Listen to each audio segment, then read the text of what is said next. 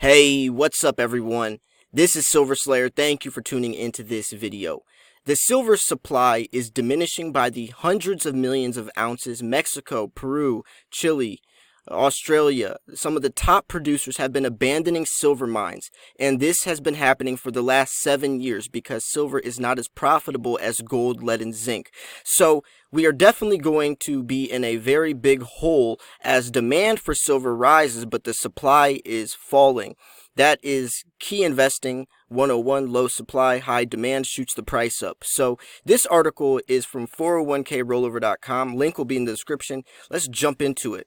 The world is years away from running out of silver. The global market could face a deficit of 126 million ounces by 2020 and could send silver prices surging. So, as the market fixates on the price of oil and other real assets, a dramatic scenario is building in the silver market. More than 2 billion ounces of silver have disappeared from the market over the last 10 years, and we could be facing an annual shortage of more than 100 million ounces by 2020.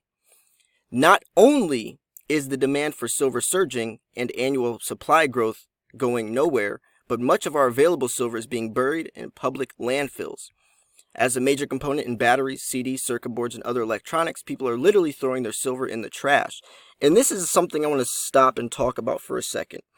A lot of gold is recovered and recycled because gold is profitable to do so. And a lot of gold is used for jewelry, coinage, bullion.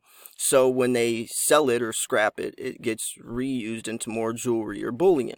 But silver is used a lot in components like it says CDs, but it's also used for cameras, solar technology, space equipment, dental alloys. And a lot of it is being thrown away, not to be recovered, not to be extracted at the rate that gold is. So a lot of silver is being lost in these landfills and thrown away, where gold is being recycled.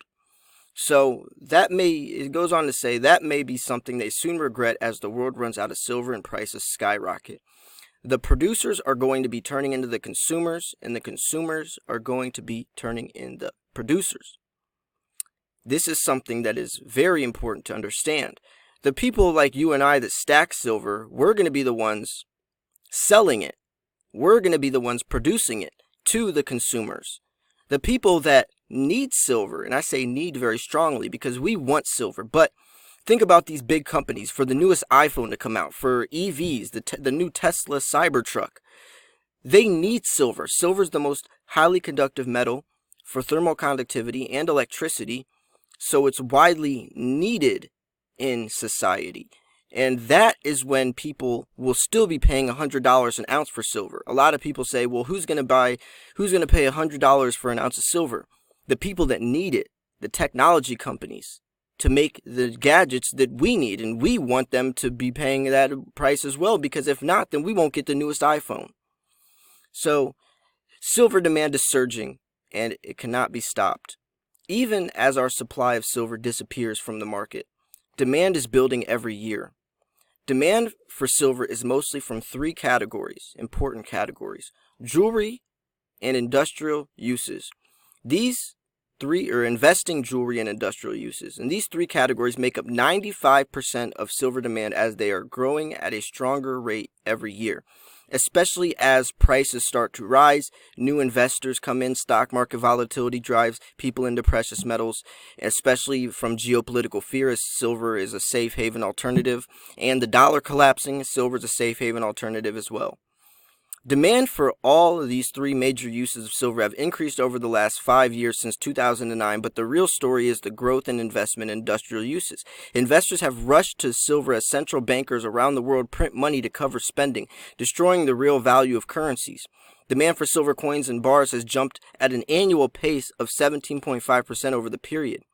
The surge in investor silver demand as a safe haven asset is nothing new, like I just mentioned. When the US dollar has lost more than half its value since 1971 to 1981, the price of silver rose fivefold. Demand of silver coins jumped 63%, and a record 65 million ounces in 2008 as the global financial system collapsed. The market meltdown sent silver prices up more than 37% since 2008 through 2010. So here is a chart of that. So here's the industrial uses. Other is very small. It's jewelry, investing, and industrial. So this is stuff that isn't new, but sometimes once you really see the statistics and the hard facts thrown in front of your face, it starts to make sense. It starts to really settle in, and the seed starts to plant and blossom to say, whoa, what is going to happen in the next 5-10 years when the supply definitely can't meet the demand? So while the annual pace of growth in silver demand for industrial uses has been modest, 1.9%, more than 57% of the total demand goes to industrial production.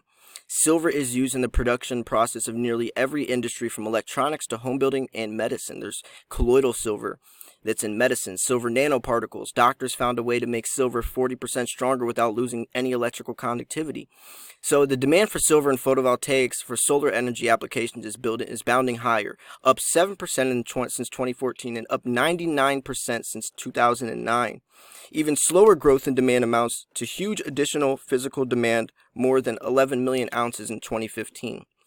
This growing industrial need is an urgent demand. While people may be able to substitute their jewelry demand for silver with other metal investors and may be convinced to sell at higher prices, industrial demand is non-negotiable, and that's what I was kind of explaining earlier, where these industries are still going to be needing silver regardless. The growing need for silver in our industrial progress will not be stopped. And that's saying even if there is a kind of a loss for investing and stuff, the industrial side of it is going to keep growing, and it's not going to stop anytime soon. Silver supply is shaky and supply shocks abound. In comparison to the rapidly rising demand for silver, especially in investment and industrial uses, the annual supply of silver is much more questionable. In the past, sales of silver holdings from governments and scrap could fill gaps between higher demand and slow growth in mining. The U.S. government alone dumped more than 5 billion ounces of silver onto the market since World War II to keep prices subdued. The growth in investment demand over the last 5 years means nobody wants to sell their scrap silver, reducing the annual supply from scrap by 33 million ounces. The bigger story in the picture, though, is the complete sellout of government holdings. Governments around the world sold 44 million ounces of silver in 2010, supplying more than 4% of the market, keeping the price from rising. Governments have all but sold their entire silver holdings and now were lost an important source of supply, which is interesting because we knew that, central banks were hoarding gold and silver, but we don't even have that supply, that source anymore. So it's coming down to the scraps, the literal scraps. Government silver holdings have fallen 75% to 78 million ounces from over 316 million ounces in 2005. There were no government sales of silver in 2014, and none are expected in 2015 when official numbers are released. This is obviously a couple of years ago. It's still much worse than even when this article was written, by the way. Things are much more drastic and much more extreme. And that's even scarier because now we see industries paying premiums on silver. When this article is written, that it hasn't gotten to that point yet, but now the industrial side of it are paying premiums on bullion silver, which has never happened before. Those controlling the remaining government holdings of silver can see the developing deficit in supply and demand as well as anyone. They're holding onto a little silver stockpile that has left, and the crisis erupts into higher prices. So you can see here, it's going nowhere, and that's hedging with it, So the disappearance of supply from government sales and scrap has put the entire weight of silver supply on mine production. And the outlook on mine production is not good, and that's definitely true. They've been abandoning silver mines. They're not digging out silver because gold is more profitable. And that's scary because this is something, not only is it putting us backwards, but also we would have to go forwards to even catch up from all the production or all the demand that we would need. So not only are we 7 years in the hole, we're actually 14 years in the hole because it takes 7 more years to even catch up to break even to where we're at now. So as the price of silver and other metals have come down over the past few years, miners have drastically pulled back their development spending. Nearsighted mining executives have cut hundreds of billions from development plans in order to protect cash flow. This represents the bottom cycle that gets repeated every 10 years without fail. A mining boom causes production to increase, prices come down, which leads to cuts in development spending. Existing mines are tapped and out or fewer, and this is another thing. There's no specific silver mines anymore.